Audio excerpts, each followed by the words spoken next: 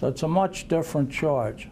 Now this document that you gave me, it says somewhere in here that this happened on June 12th. So that's the one burglary, alleged burglary arrest, which wasn't a burglary, it was an attempted burglary. Now, the next one, I'm losing all my stuff here. Marcus A11. This is more stuff you gave me. This will be DH 429. All right. Wait a minute. Did you give me a copy of 10? Oh, let me see. Here's 10 right here. No, that's the official copy of 10. I got a 10. Yeah, I got a 10. Thank you. Okay. Again, your documents, okay? This says January 20th, 1964. Berkeley shows up to start 3-year term for burglary, which wasn't burglary, it was attempted burglary. The last thing in the article, after surrendering to Armorando today, Berkeley was turned over to sheriff's deputies to be taken to the Eastern State Correctional Institution, which happened to be the wrong institution and later became Holmesburg. But how would you allege, when you had this article, that there was a burglary committed on January 20th? That's your second burglary.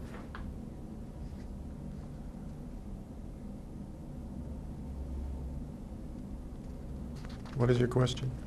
That's my question. You have in here somewhere that there were 3 burglaries. That's the 3 that you mentioned. One on June 12th, 59, one on January 20th, 64, and I think one on 8/22nd, 66. Are you referring to the book? I'm referring to your discovery when you said that these were burglaries that were committed. That's one of your reasons for the credibility of the book. Mr. Berkery, that's not what the answer says. What's it say? The answer quotes, the answer says, according to the Federal Bureau of Investigation, record number 998296A, copies of which were produced to the plaintiff as DH 330 through DH 333, Berkery was convicted. Let me remind you, Mr. Harvey, this is a defamation case. If he misreads an FBI report, that doesn't let him off the hook.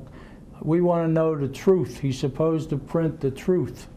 Now, he knows that there were no 3 burglaries. Wasn't even 1 burglary. There was 1 attempted burglary, a sentence for it on January 20th, and the sentence end of 8/22/66 when the Pottsville case began. There were no arrests at all. Only the one June 12th. Berkery, the document referred to is accurately summarized in answer 3 at page 4 of the objections and responses to the second set. But it's not correct, and you know it's not correct. I don't know that it's not correct. Oh, you know it's not correct. You rely, you're a great believer in newspapers. Read those articles. You know it's not correct. You know the sentence started January 20th, 64, and you know that there was no burglary in it. It was just somebody misread that rap sheet is what it was. Same way with the 8/22/66. There's no 3 burglaries. There aren't any burglaries. There's 1 attempted burglary and 6/12/59.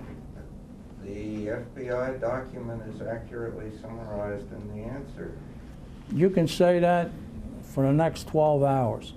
I'm saying to you that you have a duty to print truthful information. If you're aware that those FBI documents don't reflect the truth, then they're absolutely no good to anything. Please ask a question, Mr. Berkery. Do you agree now that there were not 3 burglary arrests? I don't want to hear about the FBI report. Do you agree that there were not 3 burglary arrests on the dates I just gave you? I don't agree. Well, tell me what they were. I will have to look it over. You see anything in those newspaper articles you believe is false? I don't know if they are. Only the ones you use are true, huh? Okay, withdraw it. Objection withdrawn. All right. Okay.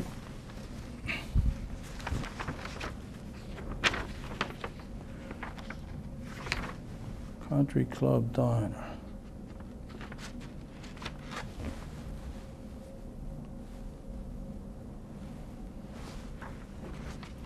I think I'm getting ahead of myself here. I have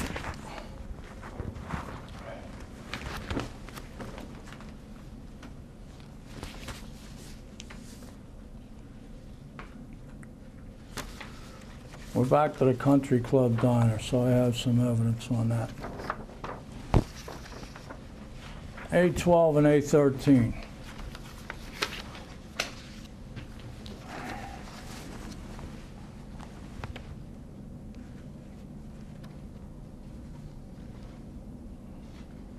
I'll read it into the record. My name is John W. Jack Johnson. I formerly worked for years as a bartender at Richie Johnson's Tavern near the Tacony-Palmyra Bridge in northeast Philadelphia.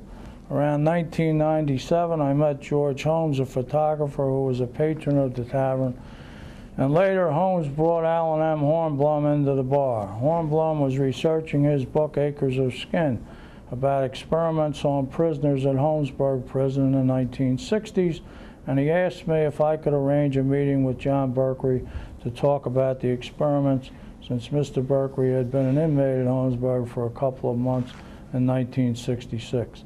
Since I was friendly with Edward Berkeley, John Berkeley's brother, I went up to see Edward Berkeley at the Solaris Bar in Chestnut Hill, where Edward Berkeley worked. Edward Berkeley said he'd asked John if he would meet with Hornblum. I have personal knowledge that a meeting was arranged shortly thereafter and did take place in the Country Club Diner in northeast Philadelphia. I am sure it was in 1998 because Edward Berkeley, who now lives in either England or Spain, moved to Europe shortly thereafter in 1998. I also know the meeting took place in early 1998 because it was prior to the publication of Acres of Skin in 1998.